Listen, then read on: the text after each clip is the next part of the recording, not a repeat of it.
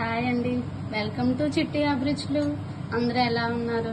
ఇవాళ మనం వెజ్ బిర్యానీ చేసుకున్నాం అనమాట. ఈజీగా పిల్లల క్యారేజీలోకి ఈజీగా చేసుకున్నాం, ఉదయాన్నే తొందరగా అయిపోయేటట్టు. ఓకేనా? ఇప్పుడు ఎలా చేసుకుందామో తయారీ విధానం చూద్దాం.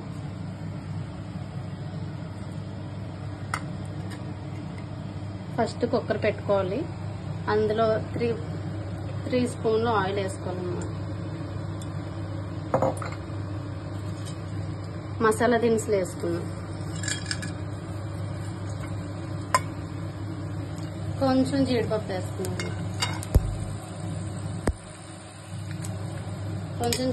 వేసుకున్నాం.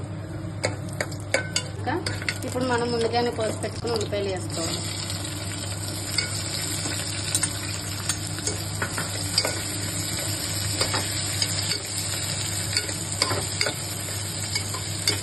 బాగా కొంచెం వేయాలన్నమాట. ఇప్పుడు కొంచెం పుదీనా వేసుకుందాం.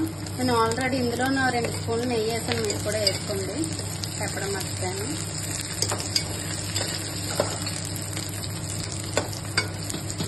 ఒక కప్పు క్యారెట్, ఒక కప్పు బంగాళదుంప, 2 టీ స్పూన్ల అల్లం వెల్లుల్లి పేస్ట్ వేసుకోవాలి. ఓకేనా? బాగా ఆగినాయి. పచ్చివాసన పోయే వరకు వేసుకోవాలి అన్నం వేసి. ఇప్పుడు మనం 1 స్పూన్ సాల్ట్ వేసుకోవాలన్నమాట. ఓకేనా?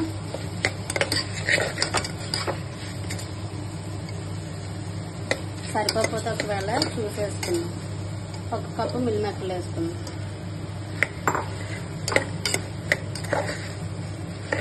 ముందుగానే నేను వేడి నీళ్ళలో ఉడికించి పక్కకు పెట్టుకున్నాను అన్నమాట. ఓకేనా? ఇప్పుడు మనం ముందుగా 1 కప్ రైస్ నానబెట్టుకున్నాం, అది వేసుకున్నాం అన్నమాట.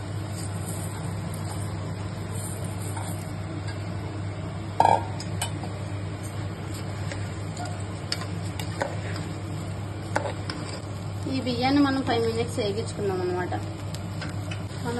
నేను ఈ గ్లాస్తో 1 గ్లాస్ రైస్ తీసుకున్నాను అనమాట. అదే గ్లాస్తో 2 గ్లాసెస్ వాటర్ తీసుకుంటున్నాను. ఓకేనా? రైస్ బాగా వేగాయి అనమాట. ఇప్పుడు ముందుగా మనం సిద్ధం చేసుకుని 2 గ్లాస్ వాటర్ వేసుకుందాం. ఓకేనా?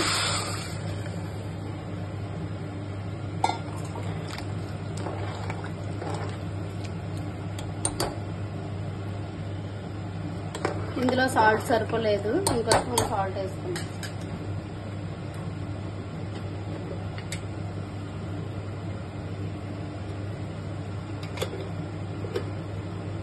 ఇప్పుడు కొంచెం కొత్తిమీర వేసుకుందాం. నేను ఇందులో ఎటువంటి మసాలాస్ యూజ్ చేయలేదన్నమాట.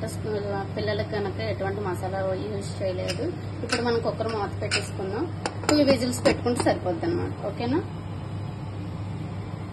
ఓకే, 2 విజిల్స్ వస్తాయండి. ఇప్పుడు ఓపెన్ చేసి చూద్దాం. వావ్, సూపర్గా ఉంది బిర్యానీ రెడీ. ఓకే, మీరు కూడా ట్రై చేయండి, కామెంట్ చేయండి. ఓకే అండి, బాయ్.